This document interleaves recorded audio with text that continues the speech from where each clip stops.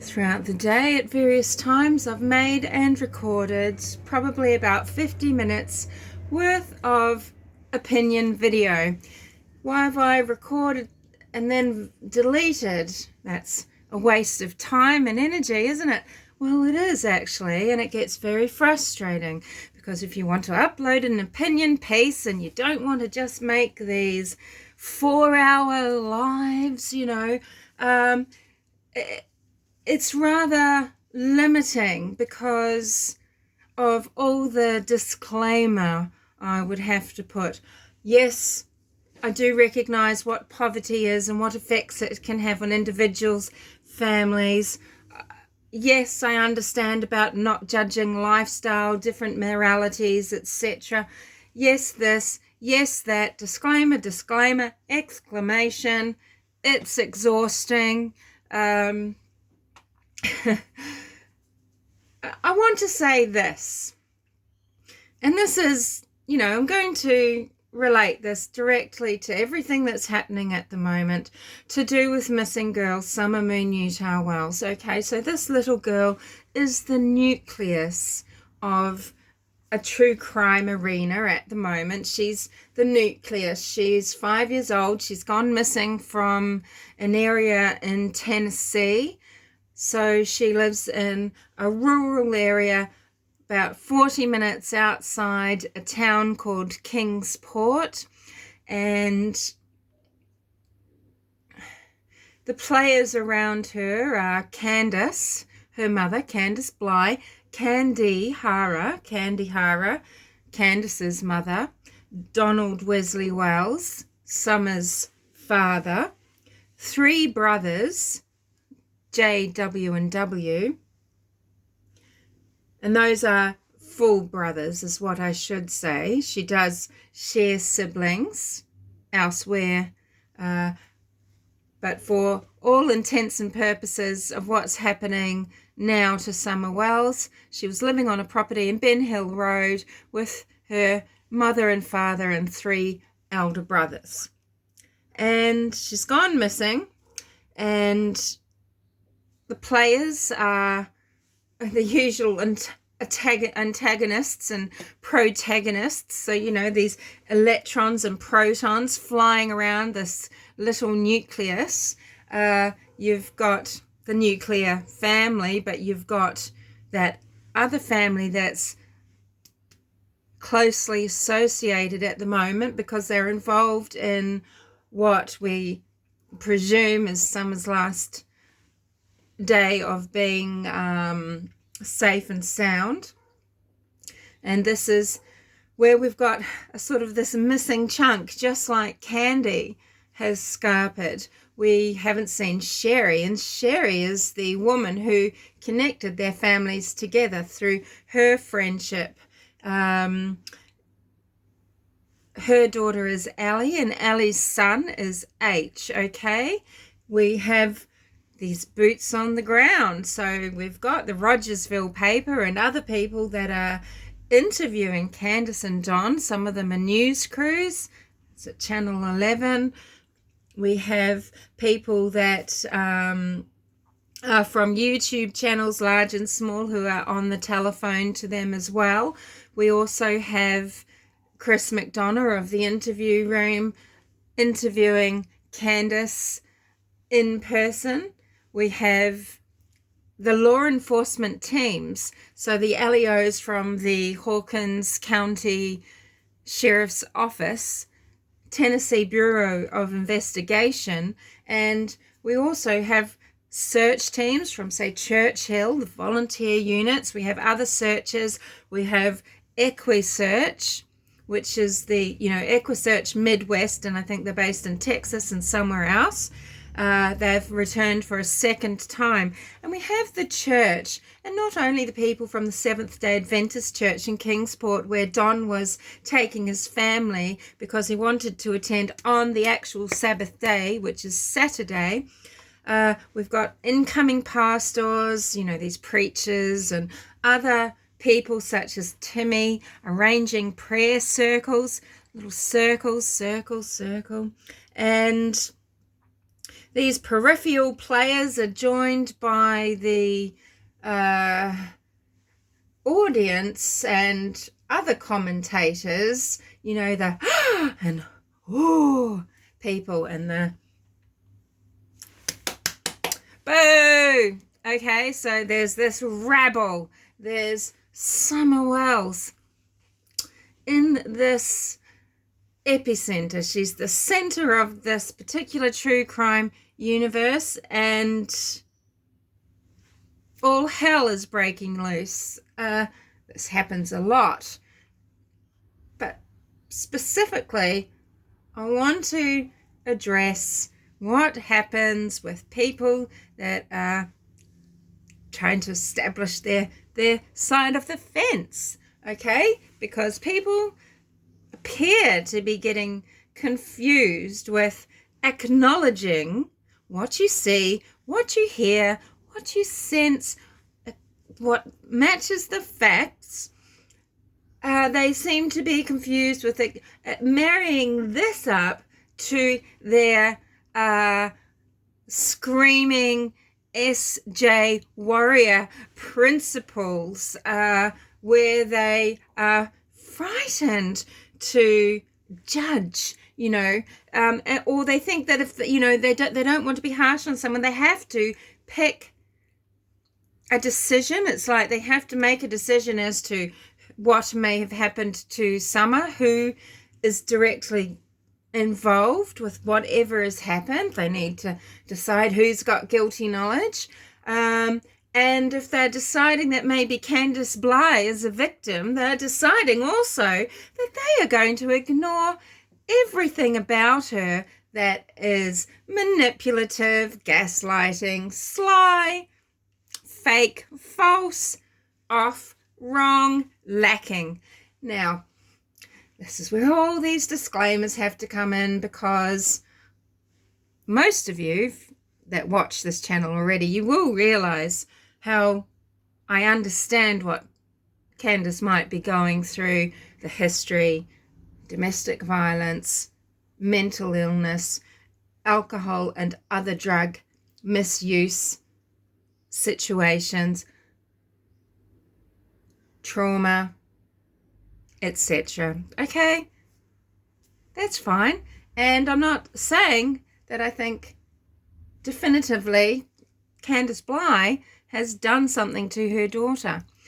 You don't have to even believe those things to see the truth, okay? To see the truth. And what is the truth?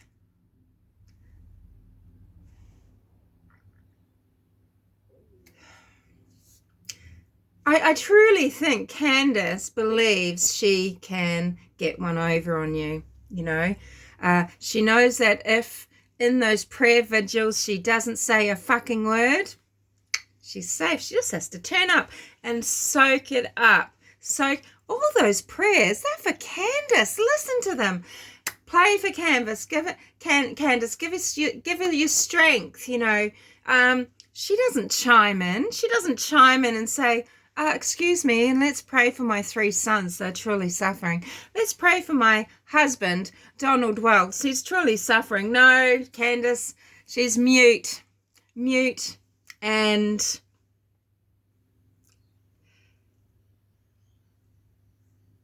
immobile. And this is after 4 prayer vigils, so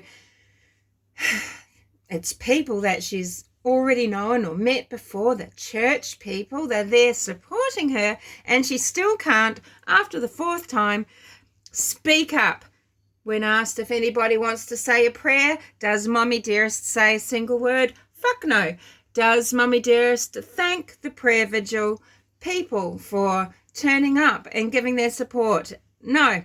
Does she go to hug or in some way comfort a woman who is clearly very distressed, who has said she judged Candace?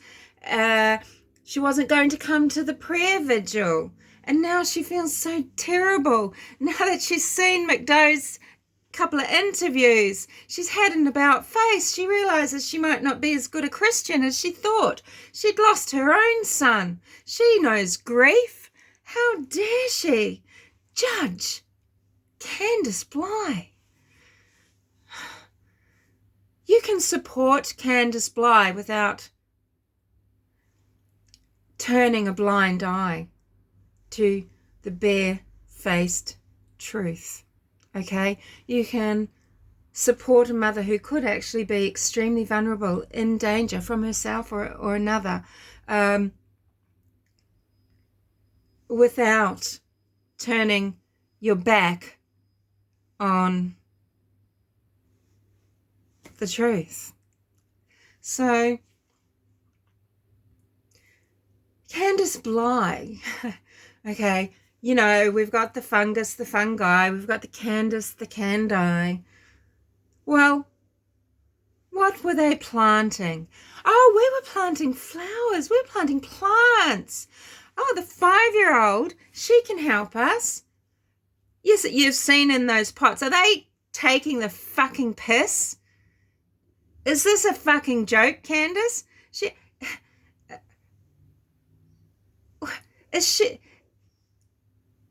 She's delusional, or she wants to delude us. She wants to gaslight us, okay? Or let's just say she's such a neglectful mother that, yeah, I can see that she lets her 5-year-old daughter, Summer Moon Wells, replant cactus, cacti. Yeah, it just keeps rolling in, doesn't it? Did you see in that planter? These cactus with spines like needles. Is she taking the piss? She's delusional. Oh, but except that she's not. Except that she's not. Because listen to you. Listen to the SJWs. Bring in the psychics, you say. Bring in the psychics. Anything will help. Oh my God, someone could have been hiding behind that bus. Those dogs are friendly as all hell. It's a Wichita lineman. Yep, the Wichita lineman, the man who's getting paid $80,000 a year, not that money, status, role, position, what have you in life, categorizes you into abuser or non-abuser. But, you know, these teams of professionals working there, clearing Candace's safety barrier around her house, you could say, you know, clearing maybe the underscrub, whomever these workers are, right? Tree arborists or, you know, outdoor landscapers, you know, they would be made up of a hodgepodge. People that have gotten sort of tickets, you know, like they work with the lollipop signs. They get their traffic control tickets if they're having, you know, had any trouble with work or anything. They, you know, trouble being employed fully, but they can take a series of casual jobs. And then some of them are highly qualified horticulturalists, and sometimes they have to have qualified people with, you know, animal care or, you know, wildlife ranger qualification types things to make decisions on how land is maintained and cleared. But they're there anyway in a team, clearing for Candace's family's safety, maybe before bushfires come, you know, so that all the scrub underneath is removed. Anyway, whatever it was. So, okay, well, maybe one of these workers has returned after this job was over because he's seen Summer playing outside the for sale barrel, which maybe is pushed over so the for sale is face down. Too lazy to take it away, but don't want you to see the for sale because heaven only knows we're not selling the scrap metal. You know, so you're telling the story for her, right? You're filling in the gaps for someone who isn't giving you the true guff, okay? Don't do that. It is not wrong to acknowledge their values, okay? It's nothing to do with poverty, lifestyle, morality even, because some people's morality is another person's degenerativeness, who's to judge certain things, okay? But if we're talking about values and ethics and things like that, why make excuses? It's not compassionateless, it's just practical. You're talking about trying to solve a mystery here, but you're actually not trying to take into account all those things that you're shown that make up the event. So, okay, sure. The scaffolding and cinder block steps are still at the home 2 or 3 years after this add-on was made. All right. Wouldn't take much, though, for a bit of marine ply or something like that with some matting over it, and have a little veranda to step onto, and then a couple of proper steps down. Safety, right? But no. And somewhere, like a mat to wipe your feet and leave your shoes. No. Just keep the cinder blocks for 3 years. Okay, well, that's okay. Whatever. That's okay. The sleeping arrangements. Okay. Why can't then? Because Don is obviously comfortable in a bolt hole, okay? He holed up in that cellar. See, that cellar is under the original house. That cellar wasn't built by the family. Cellar was already there. It's probably where Don hid when he was a felon on the run from the law in years gone by. He did hide there, okay? And he's probably comfortable there. Well, by all means, this basement area could be made into a room for the elder 2 boys comfortably, right? Older 2 boys put maybe some Goodwill beds found off the side of the road, maybe a plywood platform made with 2 big mattresses there. You could find some twin beds, okay? You could really make that happen. Even on the poverty line, you've got a home to put them in, so you could make that happen, okay? And the mattresses, you could make it happen. Mom and Dad, up when you walk through the house and go past the bar, you have a room there where there's rails of clothing hung up. Now, Mom and Dad, put your double bed in there. That's your room. Then you're a central hub, okay? And your older sons can go downstairs to the older boys' room, and it can still have a little rumpus area for all children, couldn't it? And Summer and the next oldest W son, so the youngest boy, can then share those bunk beds and maybe have that curtained off, and that's their bedroom. And it's snug for Summer, the little girl, and she could have a duvet cover and some pillows and maybe her own dresser and maybe her own little beanbag at the end there to relax in. And, maybe she could even have a bookcase, The toys. Oh, I spend every cent. When I've got a spare cent, I send it on my kids. And she looks and she expects you to believe this. What did she spend on those vapes? Now, I'm not judging where her dollar's going, but those toys are just junk. It's just cheap junk. It's like it's come out of, your Macca's Happy Meal, okay? The food that the family might have been consisting on. Yes, they've got a freezer there. They've got a chest freezer, but they've got a very small fridge to feed that 6-person family out of. Okay, so where are Summer's books? Where are the toys for Summer? That swing was all Summer Wells had. She had nothing else. No wonder she valued it. It was hers. Something of hers. No wonder she loved it. Those boys had the motorcycles. Those boys had things, games to play, the gaming and what have you. But what did Summer have? And what sense other than oppression did she have at this home? Okay, so if it's yours and it's all you know and everything, you can be quite comfortable in a dungeon. Sure, but this is oppressive. We're talking about a child's development here. Emotional, mental, spiritual, physical. She wasn't fed other than sugar on the last day that we know her to have been on this planet. She might be alive, and I think we have to have hope about that, because it is a possibility, but it's probably a very small one.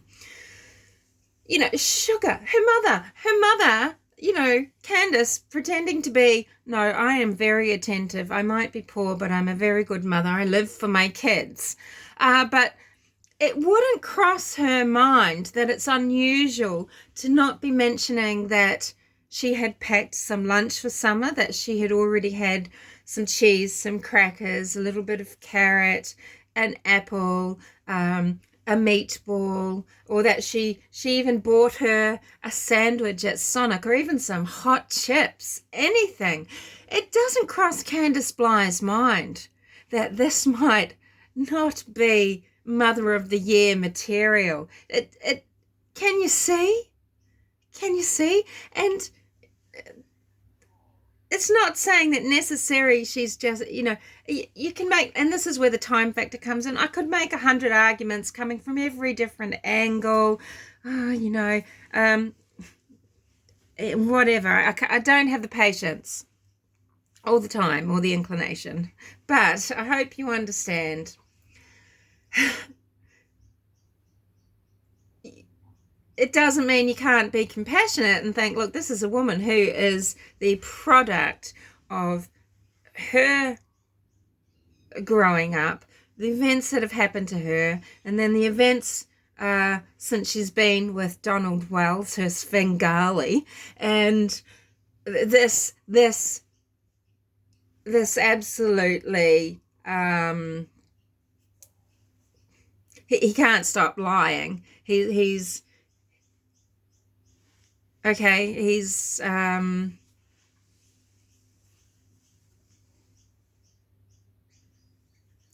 not a good person. Okay, and does this make is Candace a victim? Has she been part of the neglect and the oppression of her children? She has at times. She 100% has at times. We can explain away her actions, you know, the impact on how you live and manage your life, you know, what your circumstances and your mental circumstances, you know, what effect they have. But you've got to draw a line, and you've got to say, sorry, I'm calling bullshit on that. This is, you know, it's like Monica, okay, Cash Gurnan's caregiver, quote unquote, you know, where she's making the breakfast, you know, reading the story. Come on, just snap out of it. Stop being so soft in the head. Stop virtue signaling. This is what you're doing. You are virtue signaling. Oh, I'm not going to abuse this grieving mother. I'm not going to rain down, you know, judgment on her. Who am I to judge? You are to judge. Society is reliant on shared values so that we can then go and live our lives, hopefully, the way that we want it, with trust. And we do, as adults, have a collective responsibility to look out for the vulnerable, okay, including children that aren't ours, like Summer Wells. You've got Candace not piping up one word at these prayer vigils. Don't give me anything about introversion. It is very difficult. People have panic attacks when they think about having to speak up. I know all about this. It's different one-on-one, or not, you know, but talking in a group, tough, isn't it? Yes, it can be. How does her love, her professed love for her precious, irreplaceable daughter, How does this not override shyness or insecurity? She's surrounded by church people, people she's seen already, people who are there showing her support, and she can't say a thank you. She can't ask for her sons to be included in the prayers. And when she sees Equisearch, oh, she's full of shame. She's full of shame. She knows she can't talk to them. Candus Bly can't find it in her to go up to Equisearch, to one person, and say, thank you for looking for my daughter. Please do not stop. What can I do to help? What do you need from me? Nothing. She doesn't even acknowledge them. And you get the SJWs, the ones who think the psychics should be sent in. They probably think Juanita is doing things out of the goodness of her heart and because she's truly helping law enforcement. Yeah, wake up. And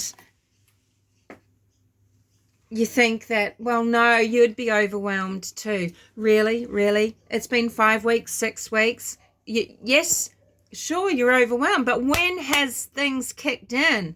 When are you kicking into gear and actually doing anything? You can't tell me. Every single person on the planet would say something, an acknowledgement, something, to shake hand, anything, just an introduction. Even if you had to risk breaking down in tears or being tongue-tied, feeling embarrassed that they're there helping you because you've lost your little girl, you would overcome it, because what would be more important than the effort itself of finding your daughter?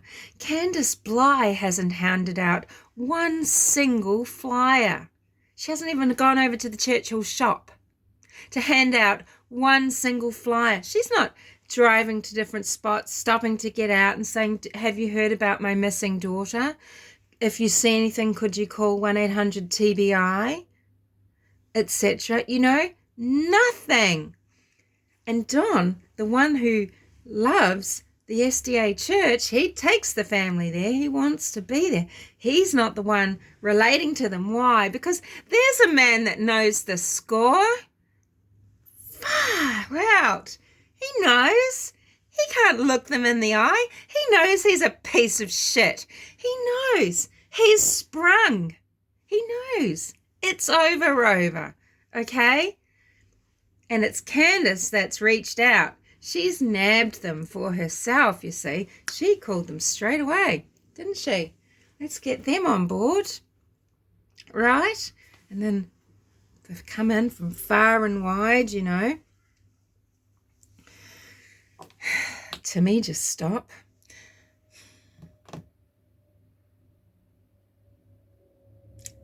It's truly bizarre. How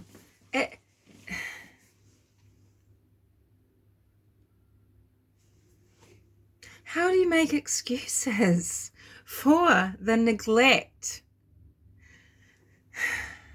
I don't understand you, because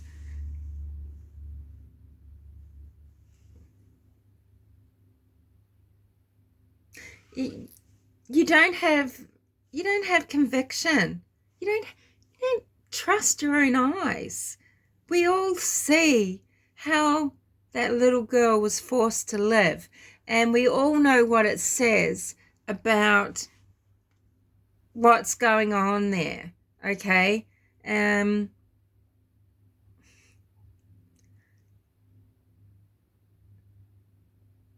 They live like they're dogs. They're just living like a pack of dogs. And there's no need for it, because Donald Wells was blessed. Now, you might want to look into how his mother died. But, he went and cared for her for a time, and then she's passed away and she's left him the property. And it's actually a beautiful property. The house was just old and basic, but you can see There's probably the shed, not the white tool shed, but the other mysterious shed. That was probably the original stead that was on this land, and where whomever was running this land, lived. That's where they would have lived. And then this other house was built, and it's small, and it's got the cinder block cellar. And Don, when he's moved his family in there, they've added this little extension on. He's never painted it. Paint can be expensive, but in all this time, I know he could have afforded some paint. If you're buying little motorcycles and things, buy some paint maybe. Build proper stairs outside the home, instead of your scaffold cinder block stairs perhaps. It's too long in the tooth. It just says, I don't give a shit about my little family. They're everything to me, but they're absolutely worthless. That's basically it, okay?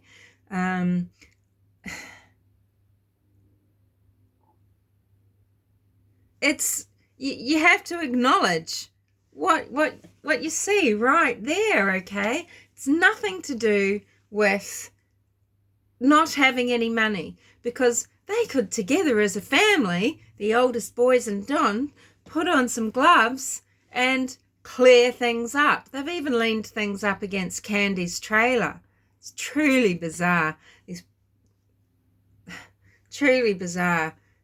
They're expressing to their children that you're worth nothing. You live in the junk with the dogs. Yeah, you can barely have a bed. They only moved them up to those bunks up the top because CPS said, and then they moved them straight down. I think Don likes to keep everyone together, and there's... anyway, let's wrap this up. What am I saying?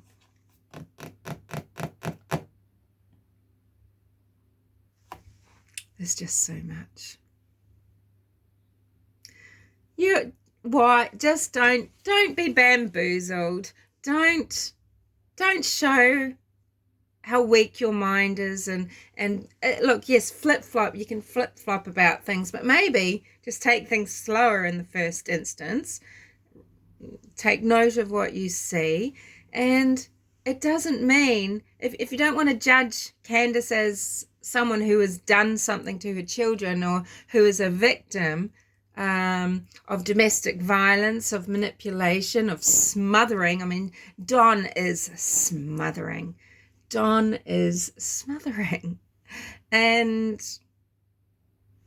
that's okay. You can make concessions for that. You can have compassion.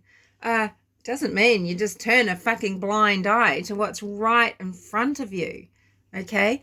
And that is a dangerous home situation that is not suitable for young children, and a situation where